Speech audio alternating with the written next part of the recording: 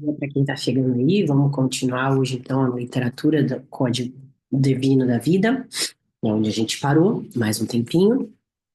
Então hoje a gente vai ler sobre a chave da juventude e longevidade.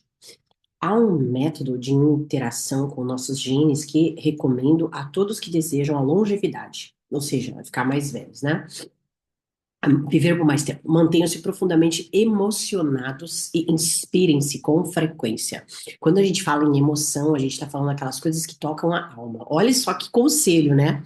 Mantenha-se emocionado, ou seja, não endureça seu coração. Nosso organismo, para funcionar de forma apropriada, precisa eliminar diariamente várias substâncias corporais, como fezes, urina, suor e muco. Também precisamos periodicamente cortar as unhas e cabelo. Sem a excreção e secreção, não sobreviveríamos por nenhum dia. Você deve ter reparado que todas essas substâncias a que nos referimos apresentam uma característica em comum.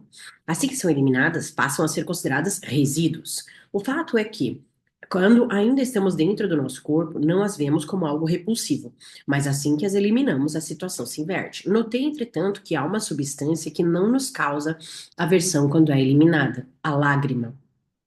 As lágrimas também são dejetos corporais, mas ninguém as considera aversivas como as demais substâncias. Hipócrates referiu-se às lágrimas não como dejetos, mas como fluido corporal derivado do cérebro. Olha só. O teólogo Tetsu Yamaori, por sua vez, descreveu as lágrimas como algo que toca corações das pessoas, libertando suas emoções. É uma expressão, né?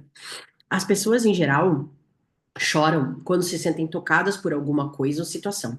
Embora as fortes emoções nos façam chorar, fisiologicamente são nossos genes que tornam isso possível, numa indicação da forma como a mente influenciará os nossos genes. Chorar nos faz bem, em especial quando estamos tristes. Um bom choro pode fazer com que nos sintamos melhor, e sinceramente acredito que isso seja uma indicação de que nossos genes foram ativados.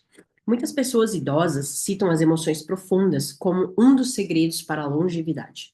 O mesmo se aplica àqueles que parecem mais jovens do que na verdade são.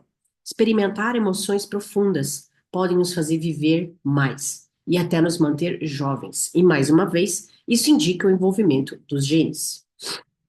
Apesar de não compreender a forma como as emoções são criadas em nossa mente, eu sei que quando me emociono e choro, meu coração fica leve. E quando não há espaço para ódio e ressentimento. Para que você viva uma vida longa e plena, recomendo que você se dedique a atividades e relacionamentos que despertem as suas mais profundas emoções. O que não está escrito em nossos genes não pode ser feito. Há pessoas que acreditam que o potencial humano é infinito. Segundo elas, você pode conseguir o que quiser e se tornar quem você quiser se houver empenho. Outras creem que um sapo só pode vir de um girino, ou seja, nossas características fundamentais já estão determinadas no momento do nascimento. Pontos de vistas tão conflitantes costumam gerar grandes debates. A verdade é que não podemos fazer algo que não esteja previamente determinado em nossos genes. Nesse sentido, o potencial humano, bem como nossa capacidade, são de fato limitados. Se alguém repentinamente muda de comportamento, tornando-se, por exemplo, mais trabalhador, mais persistente ou mesmo mais calmo, isso, na verdade, é a manifestação de traços genéticos até então latentes. Nesse caso, há duas possibilidades. Os genes determinam esses comportamentos foram ativados ou, por alguma razão, aqueles relacionados à preguiça e à busca pelo prazer foram desativados. É a criação de hábitos, né, gente? Famoso hábito.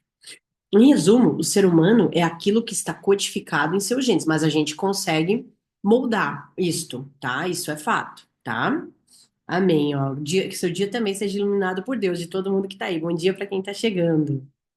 No entanto, não podemos nos esquecer que apenas 5 a 10% dos nossos genes, portanto, apenas uma pequena parte de nosso código genético, estão de fato ativados. O restante permanece inativo.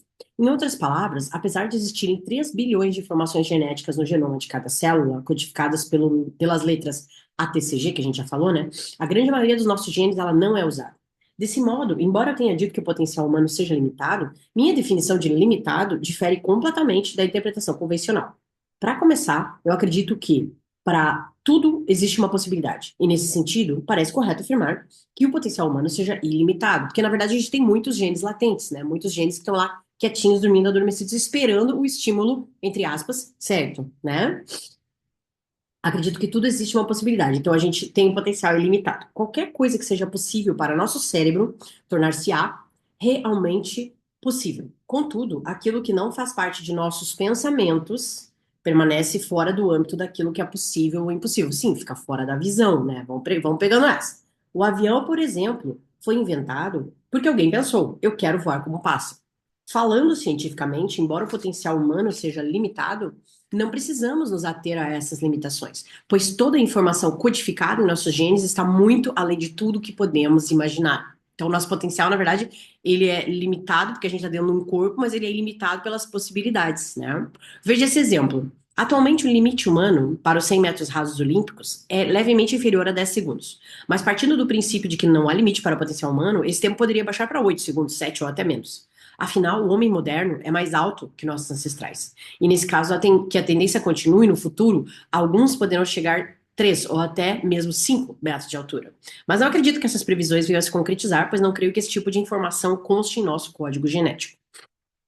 Com base nessas afirmações, algumas pessoas poderiam pensar: eu entendi que não posso fazer nada além daquilo que está codificado nos meus genes, mas será que eu consigo correr 100 metros em 10 segundos? Eu deveria conseguir, afinal, essa informação deve estar contida nos meus genes também. Não podemos concluir que a maioria das pessoas não consiga correr tão rápido quanto Carl Lewis por falta de habilidade. Pode ser que os genes responsáveis por tal característica estejam apenas desativados. Se estivéssemos sendo perseguidos por um leão ou uma pantera, qualquer um de nós provavelmente seria capaz de correr 100 metros em 10 segundos. No entanto, os seres humanos, assim como todos os outros seres vivos, não podem ir além do que está determinado no seu código genético. No conto chinês Viagem ao Ocidente, o personagem Son Goku, um macaco com poderes fantásticos, é desafiado por Buda a escapar da palma de sua mão. O macaco viaja a terras distantes, deixando uma marca na coluna de cada um dos 5 lugares onde esteve, para provar sua façanha, mas no final descobre que tudo não havia passado de uma ilusão. Na verdade, ele havia marcado os 5 dedos de Buda, cujos poderes eram infinitamente superiores ao de Son Goku. Da mesma forma, nós humanos podemos possuir habilidades fantásticas que jamais transcenderão o que já tiver determinado nos nossos genes. Esses podem até tornar possível aquilo que consideramos impossível. Milagres realmente acontecem. E quando se fala em milagres, pensa-se sempre em algo impossível de acontecer. Geneticamente falando, os milagres são parte de um programa e todos nós nascemos com potencial para tornarmos um milagre vivo. Olha que lindo, né? Maravilhoso. Eu acredito muito nisso, né? Hoje a leitura é mais curtinha, gente, tá bom? Mas amanhã a gente continua lendo O Código Divino da Vida, esse livro que é de Kazuo Murakami, pesquisador japonês, e que ele comenta, a bandeira dele é ative seus genes e descubra quem você quer ser.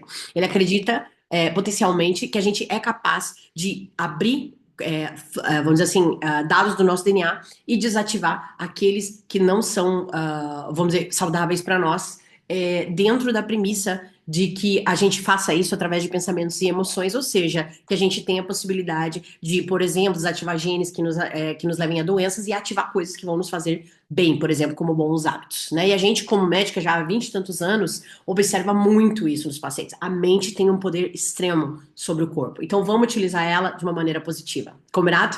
Amanhã a gente se vê de novo. Até!